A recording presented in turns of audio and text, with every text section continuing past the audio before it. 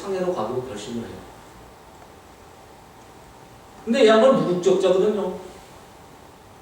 게다가 목에 30만 불의 현상금이 걸려 있거든요. 그러니까 상해로 가기가 정말 어려운 거예요. 갈 방안을 찾고 찾다가 일단은 하와이로 가자.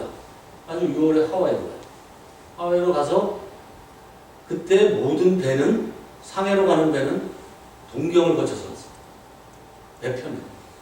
근데 동경을 거쳐서 가면 반드시 잡히니까 필리핀 마닐라를 거쳐서 가는 배편을 이제 모색한 거예요.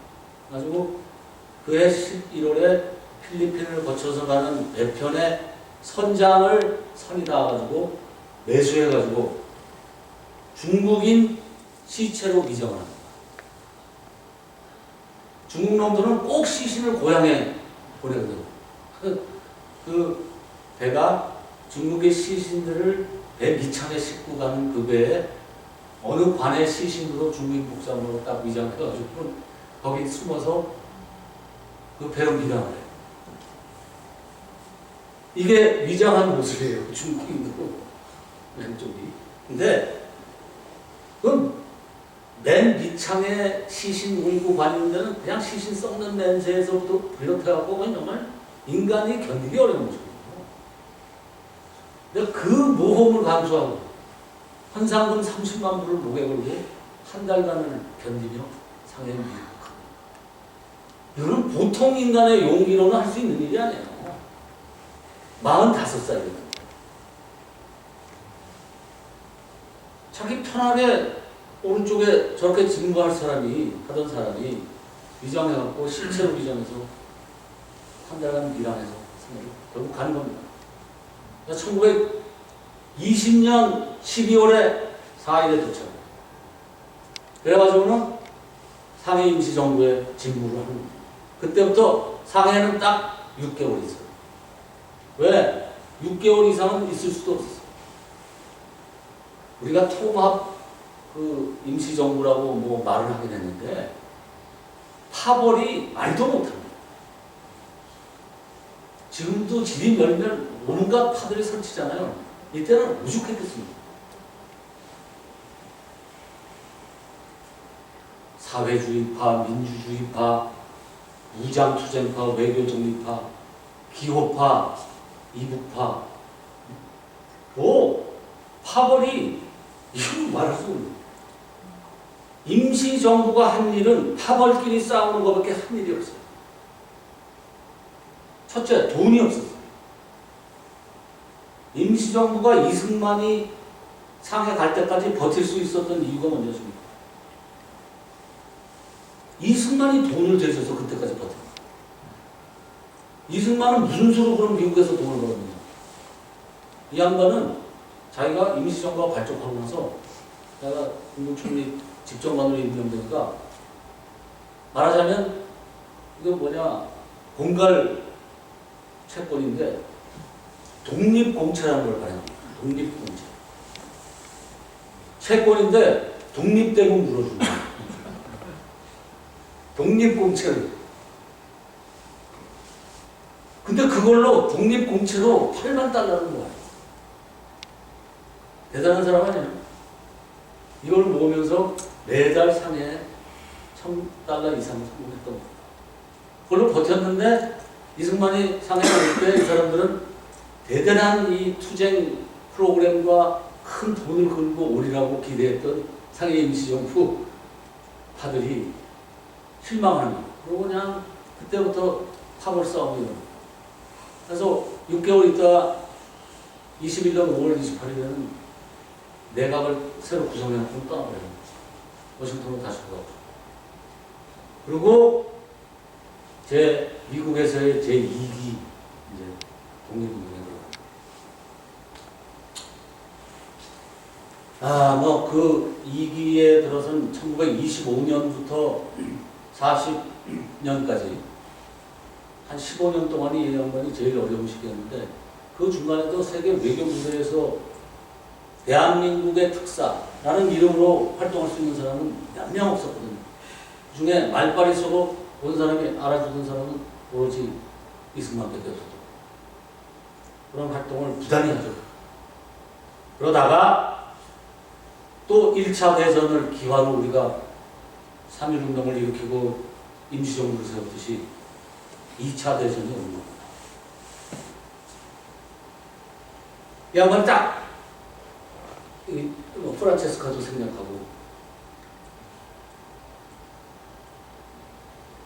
보순동 독립운동기가 하와이에서 이제 그때 가서 계셨는데 38년의 국제정세를 보니까 2차 대전이 세계대전이 일어날 거 가지고 즉각 이 양반이 39년에 워싱턴으로 갑니다. 가서 책을 써요. 근데 그 책을 쓰는 내용이 나중에 밝혀지는데 재팬 인사이드 아웃이라는 한국말로는 일본 내막기 이렇게 번역을 했는데 이 내막기를 보면은 일본을 이 바닥에서 정말 꼭대기까지 샅샅이 훑어놨어요. 일본의 국민성, 문화, 종교, 역사 이런 걸 다 꿰놨는데 나는 이 책 보고 처음 알았어요. 우리 일본 애들의 토속 종교가 신도라는 걸 알잖아요. 맨날 신사 참배한다고 외교 문제를 삼고 그러잖아요. 그럼 우리는 왜 걔네가 신사 참배를 하고 우리나라는 화를 내는 걸까요? 그것도 정확히 하는 사람들이 잘 없더라고. 지네가 지네 종교의 신사의 신도들이 신사에 가서 참배하는데 왜 화를 내는 거야? 왜 외교 문제를 삼죠? 네? 그렇죠. 전범들을 다 신사에 모셔놨어요. 천황에서부터.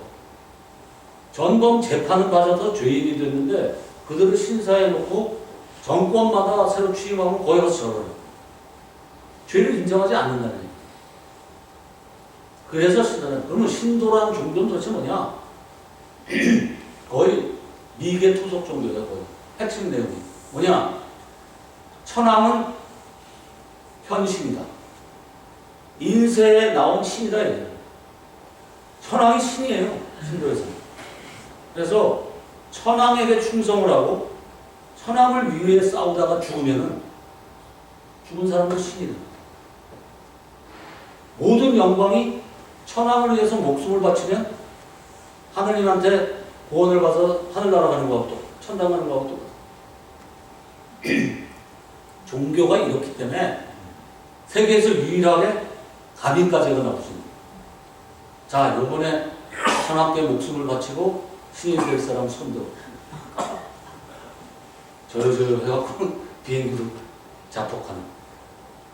요새는 IS가 부지런하고 있죠. 폭탄, 인간 폭탄.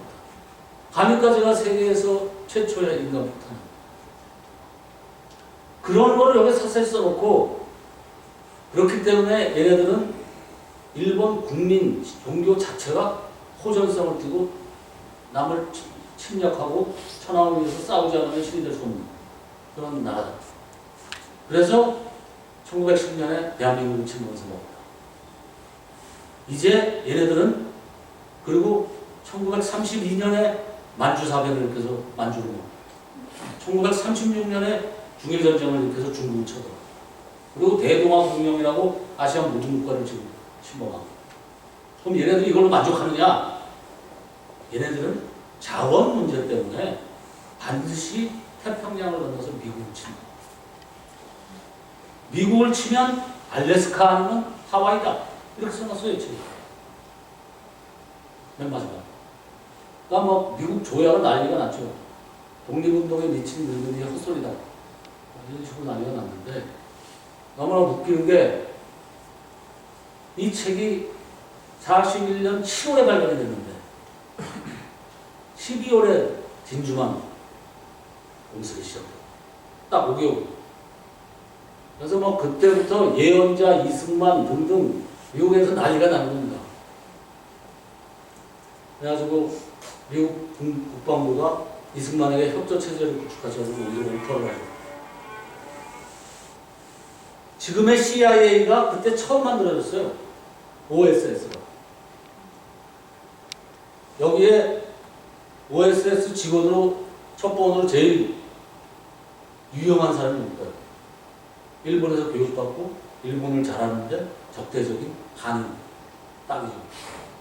그래서 미국에서 유학하고 있던 50명을 OSS 직원으로 이승만이 했어요. 그 안에 조병옥도 들어있고 해방부에 활동한 많은 사람들이, 정부에서 활동한 많은 사람이 OSS에 들어있고, 그 공으로 적성국민 명단에서 한인을 빼줍니다. 이때 미국에 있는 한국인은 일본 국적이에요. 한국은 없어지고 일본만 남았습니다. 근데 이 한인들에게는 한인증이라는 걸 만들어줘요. 그래서 일본 사람은 전부 아리조나 사막에 집단 수용을 12만 명을 했는데 적성국가 국민이니까 미국에 있던, 그리고 그들은 라디오나 뭐나 일체 이런 통신 수단이나 이런 걸 소지하지 못하게 돼 있는데 한인은 모든 것로부터 자유로웠어요. 이건 그로부터 4년 동안 이승만의 공입니다. 한인들이 미국에서 엄청난 혜택을 보는 거죠. 그래가지고 그 다음 나는 이제 뭐 카이로 선언, 얄타 회담, 미소 공동회의 이런 것들은 다 생략하겠습니다. 왜냐하면 이때 얘기들은 굉장히 복잡해요. 그리고 그 45년에서 48년 사이에 온갖 주의, 공산주의, 사회주의, 민족주의, 민주주의 했던 진영들은 질이 멸렬 많았고 지들끼리 수많은 싸움을 하는데, 여기에서의 포인트는 45년에서 48년 사이에 포인트는 딱 세 가지밖에 없어요. 뭐냐? 이때 해방정국의 우리나라 판도가 세 파로 나뉘죠. 하나는 좌익이고, 하나는 우익이고, 하나는 중도예요. 크게 보자. 아마 활동 비율로 보면 2대2대1쯤 돼요. 그러나 국민들의 성향을 조사했을 때는 사회주의 지지자가 70%예요. 민주주의 지지자가 17%고 공산주의 지지자가 14%였어요. 그러니까 정당 활동을 해서 활동한 거는 2대2대1쯤. 문제는 뭐냐? 미군정을 하는 미국이 좌우합작주의예요. 민주주의 지지가 아니고 공산주의,